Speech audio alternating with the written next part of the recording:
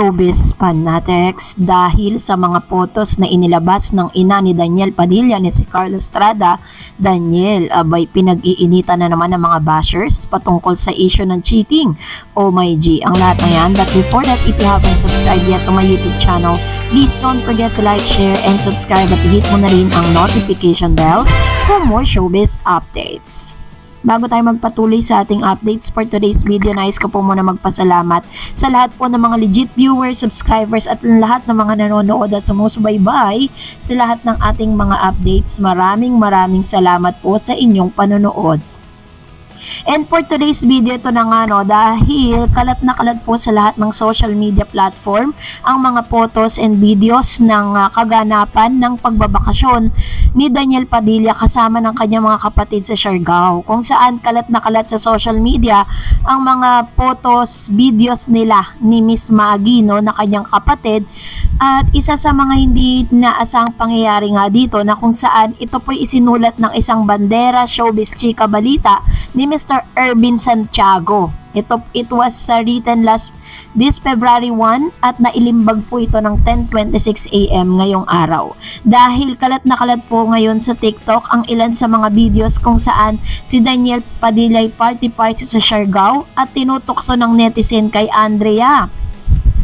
Spotted ang kapamilya actor-singer na si Daniel Padilla sa isla ng Siargao na pumaparty kasama ang ilang mga kaibigan. Viral ngayon ang isang TikTok video kung saan makikita ang ex-boyfriend ni Catherine Bernardo na nag-enjoy sa pagkanta sa harap ng audience. Hindi lang malinaw kung kailan ito nangyari, pero base sa mga comments ng netizen ay mukhang recently lang ito nang magbakasyon sa Siargao ang binata, kung saan kasama rin daw niya ang kapatid na si Maggie. Pak na pak sa mga fans ni DJ ang pagkanta niya ng Adik Sa'yo dahil talagang feel na feel daw nito habang binibitawan ang bawat lyrics.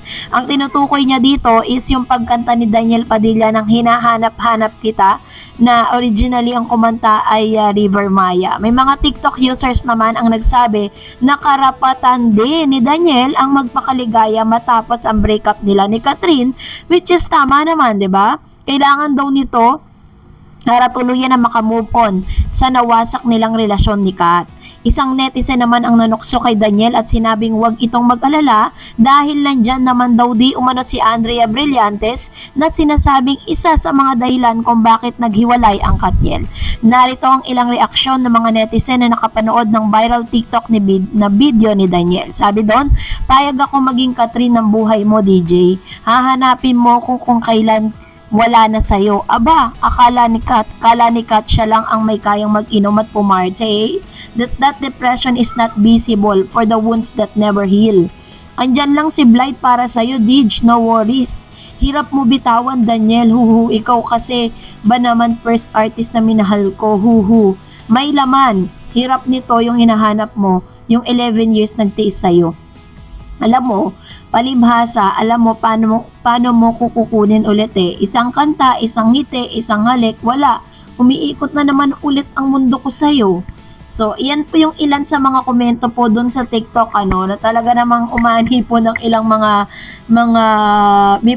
yun po yung ilan sa mga reaction po nila. Pero alam niyo po ba na bukod po sa mga photos na nagkalat ngayon patungkol dyan, ay binabatikos din itong si Daniel Padilla dahil po sa isang photos na ipinost ng kanyang ina na si Miss Carla Estrada.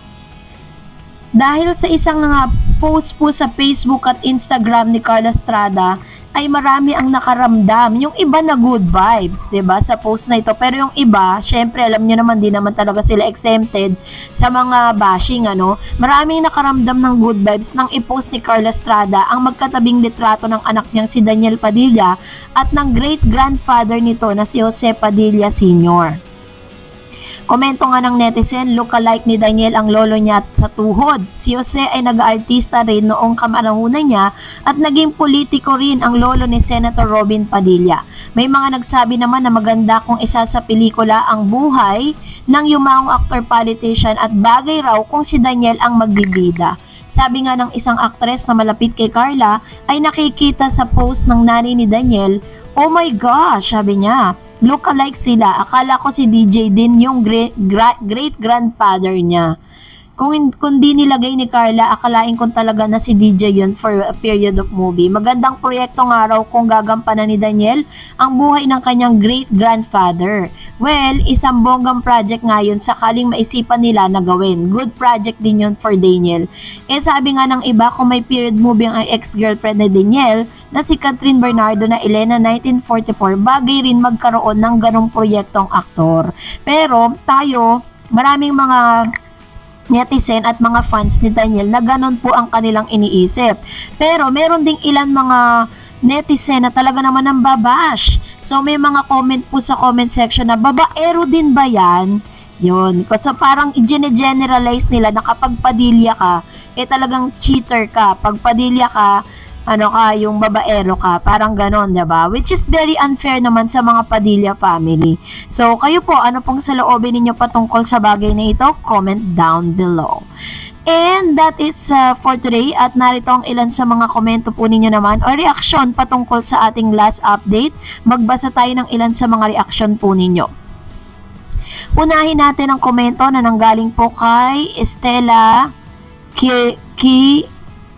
Kiola. I think we have no rights to judge someone's because of the two of them only knows the real score of what really happened. I am not a fan of any of them. Sometimes I watch their movies regarding to them. Let us stop saying bad words.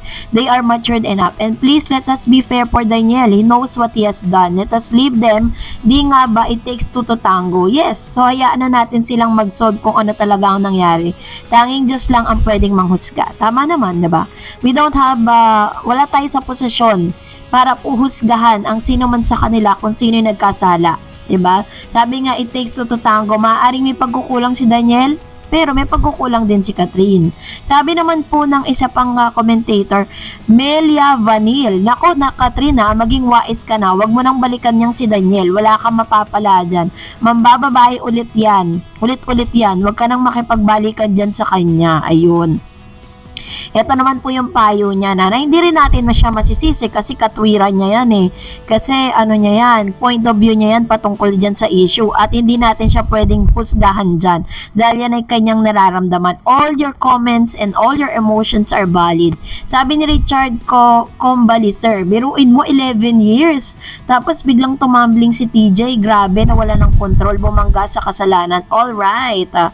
Okay, so ito naman po yung kanyang komento patungkol sa issue. In 11 years is not easy Hindi natin alam kung anong pinagdaanan nila para lang masave nila yung relationship nila for 11 years. Pero syempre, naging masaya naman silang dalawa sa relasyon nila. And isa pang user, dahil Daniel Padilla ay may sariling talent. Go Daniel, bangon and move on. Kaya mo yan, ikaw ang gumawa ng pagtataksil sa relasyon nyo. Bangon and work hard. We pray for your success. Kung sa pagdating ng panahon sa kalooban ng Panginoon na muli kayong pagtagpuin. Amen. So, ito naman po yung kanyang komento patungkol sa bagay na yan. Pero naman, hindi naman po doon matatapos ang buhay ni Daniel Padilla na porket naghiwalay sila ni Catherine, tapos na ang lahat. Maaaring niloloob ng Diyos ang lahat ng bagay dahil may dahilan siya. May tinuturo kay Catherine, meron ding tinuturo kay Daniel. And I know na dun sa healing process nila, mas matututo at magmamature sila pareho. Sabi ni Marilu Escaner, Daniel Padilla, you're the best for me. No one is perfect. Everybody can harm anyone without your own consent. What I admire you is you still remain quiet sa kabila ng mga naririnig mo. Di madaling maging tahimik sa kabila ng pagdurog sa'yo. True po yan. Totoong-totoo po yung sinabi ni Ma'am Shino. Na sa kabila ng lahat ng mga bashing, sa kabila ng lahat ng mga salita na naririnig ngayon ni DJ, kung ano-anong alimura ang naririnig niya, but still, nananatili pa rin siyang tahimik kasi mahal niya si Catherine, pinapangalagaan niya kung ano man yung naging 11 years na relationship nila. At yun lang, hahangaan nyo po silang dalawa. And that's it for today. For more videos and updates, please don't forget to like and subscribe. And please don't forget to follow my Facebook page, Dar Eds TV. God bless everyone!